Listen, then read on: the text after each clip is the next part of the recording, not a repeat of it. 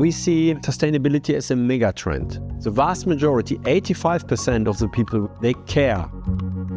If companies understand the potential that lies in these 85%, it will lead to a revolution.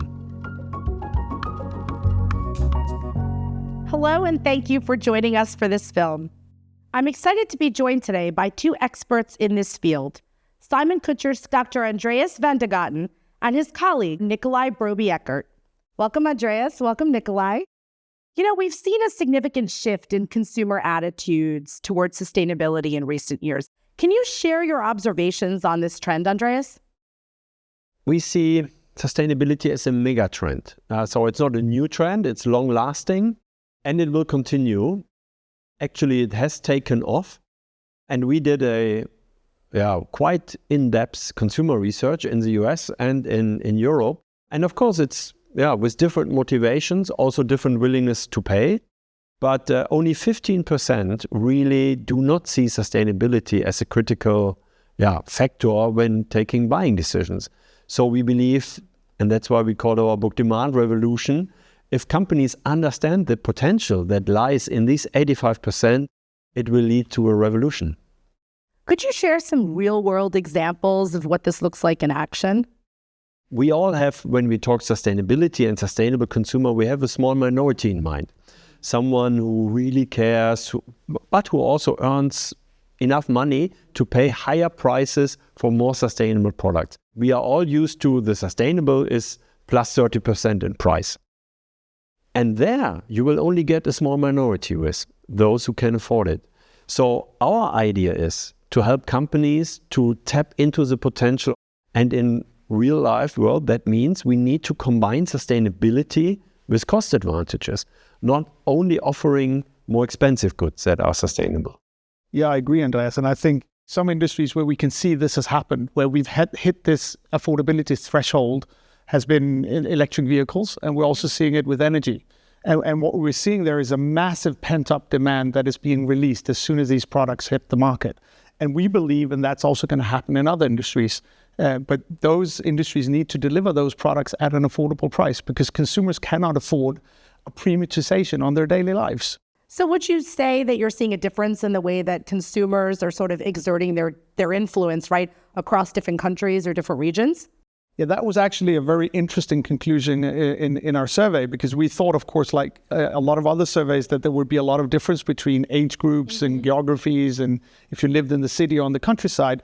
But our studies actually showed the opposite. The younger consumers are not changing behavior towards being more sustainable more than older generations. There's a small dip when you have kids, but I think that's very much due to the fact that you need a certain amount of cars and a house and other things. So that's affordability issue again. So that was very interesting. We also didn't see a lot of difference between geographies, so Europe and the US. The differences we saw that were quite peculiar for me being a Scandinavian was in Scandinavia. Of course, we know we personally as a consumer make a difference, but there it was very heavily focused on the politicians need to make a difference. Where in the US or Southern Europe, it was more we as consumers and the companies need to do this together. So that was an interesting fact. Nicolai, I'm going to stick with you. So how can businesses then sort of reframe the sustainability conversation as a strategic investment rather than a cost burden? I think this is a great question, and a conversation I had with many CEOs and board members. And the challenge here is that you need to reach this point of affordability in order to really, release this pent-up demand and take a massive share of the market. But that also means you can't see this as a short-term price premium play or a profitability play.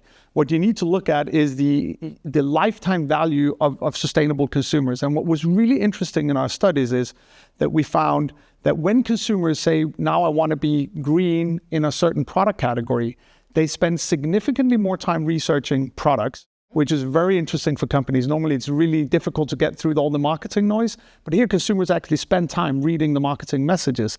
Secondly, once they've chosen a brand or a product, they stick with that brand because they don't want to spend that time again. Thirdly, that also means they're more loyal and more likely to buy more products from that brand. Also, maybe products not directly associated with the brand. So you can actually move outside normal business areas, you could say, because again, now they trust the brand and the messages you bring about. And lastly, they're much more likely to advocate the brand because they're not advocating a brand, they're advocating a personal choice. And that means lifetime value of these consumers are much higher than non-sustainable consumers. So Andreas, building on what Nicolai is saying, how important is sort of shifting mindsets in leadership? We believe that is the critical factor.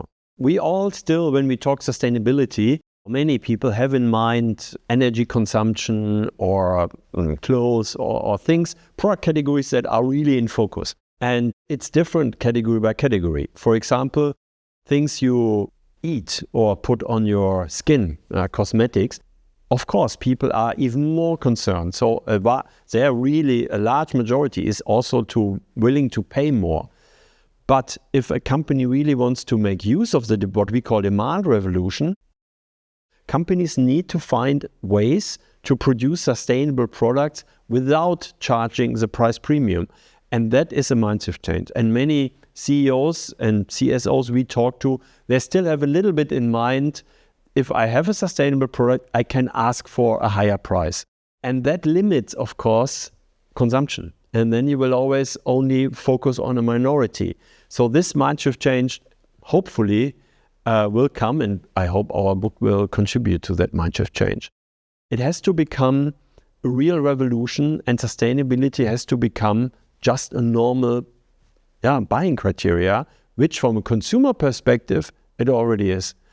Honestly, the two of us, we believe, based on the study of the consumers, it is the companies that are lagging behind here, which means there is potential for them to tap into. What an absolutely fascinating discussion. Lots to think about, lots to action. Nicolai, Andreas, thank you so much. Thank you so much for your time. It's a pleasure. Thanks.